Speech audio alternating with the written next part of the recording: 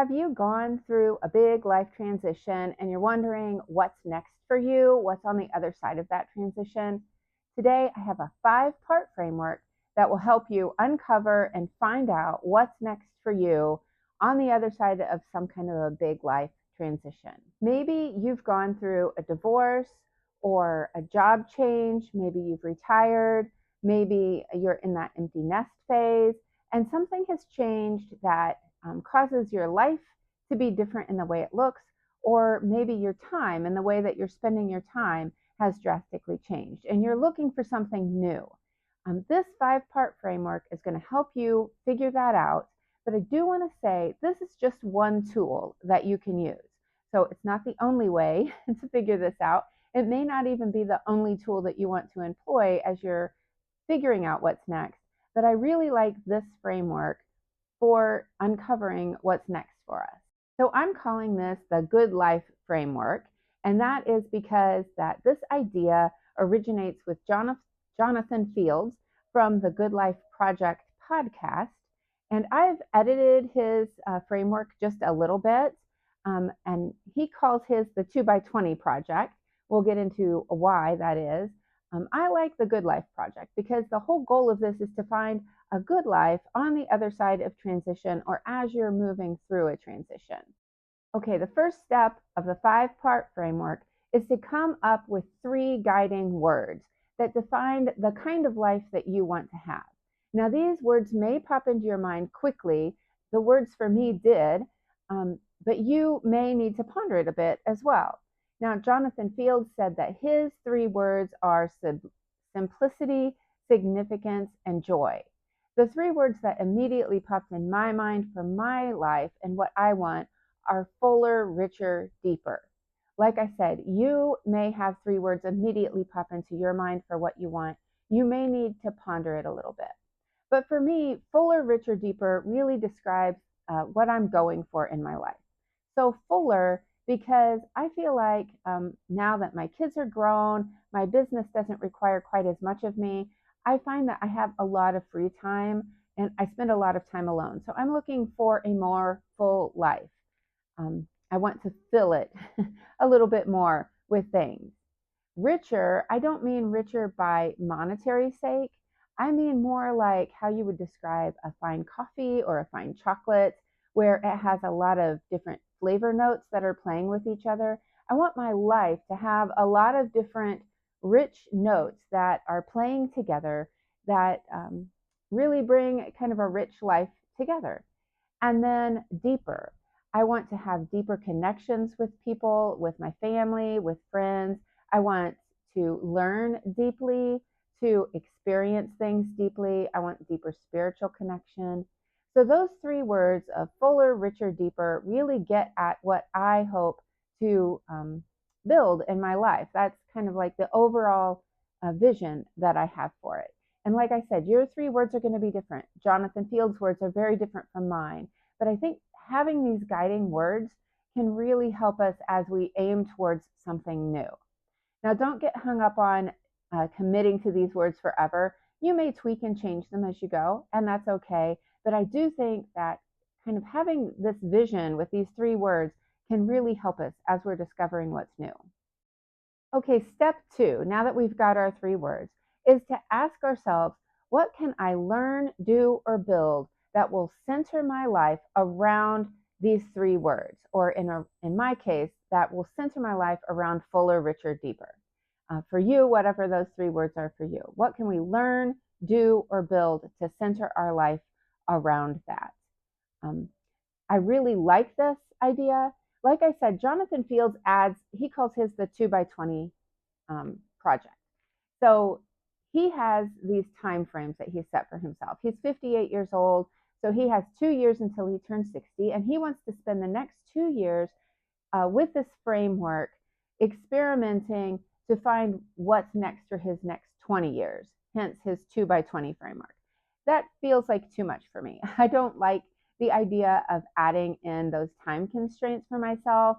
In fact, I like the idea of running this kind of continually, at least until we find something that we really want to build around. And I'll explain a little bit more about that later. So right now, just think about that question of what can I learn, do, or build that will center my life around my three guiding words. And for me, I'm looking for things that will center my life around fuller, richer, deeper. Step 3 is to always be running experiments.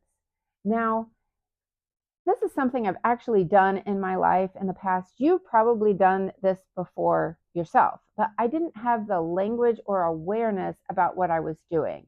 And now that I do with this framework, I think it's going to be really helpful because I can leverage what I've naturally been doing in the past. So one of the experiments that I ran, this was many, many years ago, I started a little poetry blog. It was the first blog I had. This was like 2006. This was a really long time ago. And I wrote on that blog. It kind of led me into writing. I enjoyed it. I met some people. I thought, it was great. Maybe 6 months later, I decided I wanted to start another blog, and I started Eat at Home. It was not originally named that, but there was something to build around, that it sustained my curiosity. And I began to really build around it and built a whole business around it that's still running today. The poetry blog kind of went by the wayside. So more recently, one experiment that I've run is that I volunteer at a historic house here in town, and I do tours for people. And that's been really fun. I enjoy it, but it's not something that I'm going to build anything around. It's something that I do with my time sometimes.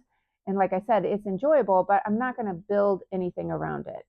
Another experiment I'm running right now is this YouTube channel. So this channel started out as a newsletter, an email newsletter that I wrote for a year and a half. And I decided I want to know if I can kind of breathe more life into it by turning it into a YouTube channel. So time will tell. We'll see what happens with that. But that is one experiment I'm running right now. You may have experiments in mind. You may be running experiments right now, but you hadn't thought of it like that. So start thinking of intentionally running experiments in your life. Constantly be running them. I also really like the word experiments because it kind of takes the pressure off for me. It gives an element of fun and discovery instead of just thinking, oh, I have to figure out what's next. I have to figure out what's next. This way, we're just experimenting.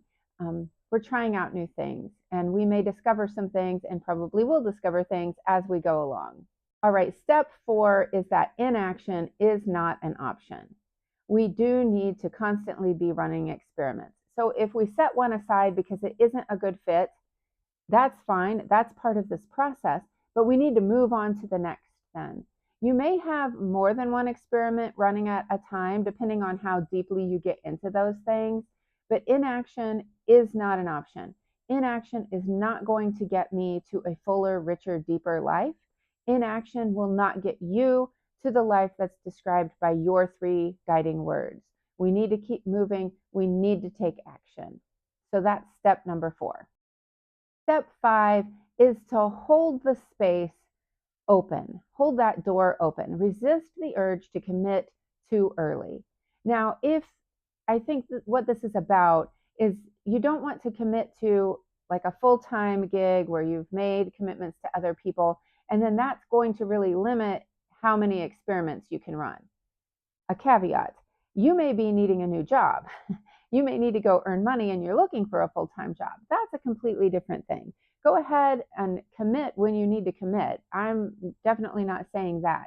But if you're in a different place in life, or maybe this is not about your full-time job, you're looking for other kinds of things. Maybe you're looking for a new relationship or a new hobby or just new interests. That's the kind of thing where you want to hold open that door a little bit. Don't commit too early. See what's out there. Experiment with how this fits in to the life that you're trying to build, guided by those 3 words that you chose. All right, let's talk about the kinds of experiments that you might want to run and some categories for that.